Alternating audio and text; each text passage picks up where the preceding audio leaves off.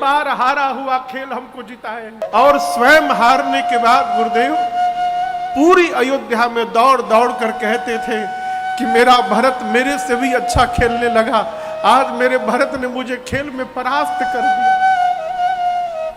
गुरुदेव हमारे इस प्रेम को किसकी नजर लग गई गुरुजी? क्या मेरे वन में जाने से भैया वापस चले जाएंगे? बोले मैं लेके चला जाऊंगा। गुरुजी बोले, भरत जी नाचने लगे। भरत जी, गोस्वामी जी कहते हैं ऐसा अवसर आया, ऐसा लगा मानो महाराज जीवित हो गए हो। जैसे कोई मृतक व्यक्ति जीवित हो जाए, उस समय जो आनंद उठेगा। भरत जी सुने कि मेरे वन में जाने से भैया वापस चले जाएंगे, भरत जी नाचने लगे। वो हॉर्न बंद है क्या? वो बंद है स्पीकर, आवाज आ रही है उधर? नहीं आ रही है, आ रही है उधर, वो बंद है। उस देखिए तार वार छूट गया होगा। भरत जी बोले, गुरुदेव मैं एक बात स्पष्ट कर देना चाहता हूं, मैं 14 साल के लिए वन नहीं जाऊंगा। भरत जी बोले, गुरु जी बोले मतलब? भरत जी बोले, कानन कराऊं जन्म भरी बासु। भरत जी बोले, गुरुदेव 14 वर्ष बाद अयोध्या जाऊं और कहीं कैकई फिर से मुझे राजा बनाने का सपना देख लेगी तो मैं ये समस्या ही समाप्त कर देना चाहता हूं गुरुजी। मैं जीवन भर वन में रहने को तैयार हूं, मैं अयोध्या लौट कर नहीं आऊंगा। जब तक आखिरी सांस है मैं वन में बिता लूंगा। प्रभु आप मेरे भैया को लेकर वापस जाइए। ए भरत जी की वाक्य गुरुदेव के मति को हिला के रख दी। तीसरी बैठकी गुरु जी सबको लेकर राम जी के पास गए, कहे राम निर्णय लो। राम जी बोले आप निर्णय लीजिए। गुरु जी ने कहा भरत के प्रेम ने विचार करने की शक्ति समाप्त कर दी है। हम तो कहते हैं राम जो भरत कह रहे हैं वो निर्णय ले लिया जाए। राम जी बोले स्वीकार है मुझे भी। अब दर्शन करिए, जैसे राम जी बोले कि मैं भी वही करूंगा जो भरत जी कहेंगे, गुरु जी ने भरत जी से कहा भरत बेटा जो जो कहना है आज कह दो। ऐसा अवसर दोबारा जीवन में प्राप्त नहीं होगा। भैया कह दिए हैं, जो आप कहेंगे वो राम जी करेंगे, जो कहना है आज कह दो। भरत जी खड़े भय हाथ जोड़कर राम जी के सामने बोले भैया आज तक मैंने आपके सन्मुख कुछ कहा नहीं है,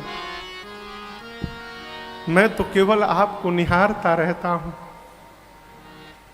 महू स्नेह सकोच बस सन्मुख कहे न बै। प्रेम और संकोच के कारण आज तक आपके सामने मैंने कुछ नहीं कहा। दर्शन तृप्तन आज लगी प्रेम पिया से। आज तक मेरे नेत्र आपके दर्शन से तृप्त नहीं हो पाए। पहले ये तृप्त हो जाए तब न इसकी बारी प्रारंभ होगी। प्रभु आज तक यही तृप्त नहीं हो पाया, इसलिए इसको अवसर ही नहीं मिला। मैं कुछ बोला नहीं आज तक आपसे। आज गुरु जी ने कहा है बोलने के लिए। गुरुदेव मैं भैया से नहीं बोलना चाहता हूं, मैं यहां बैठी पूरी सभा से बोलना चाहता हूं। मैं अपने रघुनाथ जी के स्वभाव को ठीक से जानता हूं। मेरे भैया का स्वभाव है अपराधी पर भी क्रोध नहीं करते हैं। मैं तो इनका भाई हूं। ये अपराधी हूं पर कोह न काऊ, मैं जानू निज नाथ स्वभाव।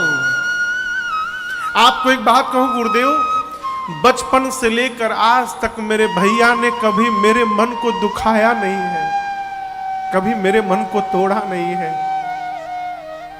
हम एक बहुत भीतर की बात बताते हैं। हम लोग जब बचपन में खेलते थे गुरुजी ना, तो हमेशा खेल के समय लक्ष्मण को भैया अपने साथ रखते थे और हमसे कहते थे भरत तुम विरोधी दल में जाकर खड़े हो जाओ। मैं हाथ जोड़कर कहता था प्रभु मैं सपने में भी आपके विरोध में नहीं खड़ा हो सकता हूं, आप मुझे अपने विरोध में क्यों खड़ा करते हैं? तो कहते थे भरत जब तुम विरोधी दल में खड़े रहोगे ना तो अपने भरत को मैं देखता रहूंगा, अब मेरा भरत अपने राम भैया को देखता रहेगा, हम दोनों आमने सामने रहेंगे तो एक दूसरे को देखते रहेंगे। अब गुरुदेव खेल प्रारंभ होता था, अब मैं तो भैया को देखता ही रह जाता था और मैं हारने लगता था गुरुजी। और जब मैं हारने लगता था ना तो ठीक हारने से पहले ये रघुनाथ जी हारे हूं खेला जीता वही मोह। इस पापी भरत को जिताने के लिए रघुनाथ जी स्वयं हार जाते थे। कई बार हारा हुआ खेल हमको जिताए हैं और स्वयं हारने के बाद गुरुदेव पूरी अयोध्या में दौड़ दौड़ कर कहते थे कि मेरा भरत मेरे से भी अच्छा खेलने लगा, आज मेरे भरत ने मुझे खेल में परास्त कर दिया। गुरुदेव हमारे इस प्रेम को किसकी नजर लग गई गुरुजी?